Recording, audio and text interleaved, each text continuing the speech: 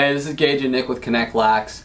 We surveyed our database of recruits to figure out 1, why they chose their club team, and 2, where they received the most or least help in terms of getting recruited. And specifically what we wanted to figure out from parents and players on our service is, what were they looking for in a club team and how were they getting helped or not helped in terms of getting recruited. So over 5,000 recruits responded, which was great. Yeah. 85% of those respondents were graduation years 2016 to 2018. And by the way, the survey was anonymous. So what was the answer? Yeah, so we'll put up the results over the screen, but player development and the coaching staff were the most important things when deciding on a club team. Also, that was followed by which tournaments they attended. And the roster size or the cost and the dues was less important. And I think this makes sense. Good tournaments have evenly matched teams. It's like highlight videos.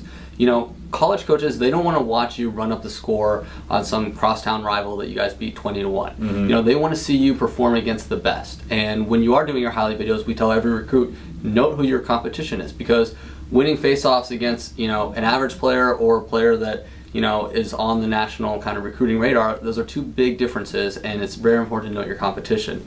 And strong and even competition also matters when college coaches are deciding which events to attend. So, for example, we partnered with the Passport Alliance, and one of the reasons is because college coaches like going to those events because they vet all the teams that they allow into the alliance. So they know there's going to be strong competition and even competition that's going to allow every kid to stand out. Right. Yeah, a lot of players express disappointment from their coaches at tournaments. Yeah, so the reality is that college lacrosse is not profitable at the NCAA level. And so the college staffs are limited and their resources. So they can't be everywhere. That's kind of the first thing to understand. And then the other thing is, some D1 programs, they're going to be on the sidelines of freshman games. So they just may not be recruiting actively for sophomores and juniors, and that's maybe why you're not going to see them. True. So what did response say about this? Yeah, so they felt like college coaches at their quote-unquote target schools were only somewhat on the sidelines of their tournaments, and I think again it comes back to creating a realistic list of target schools early in the process. In fact, we offer a free college matching service that has over 1,500 programs from club to D1 and will help you find a school that fits you both on and off the field.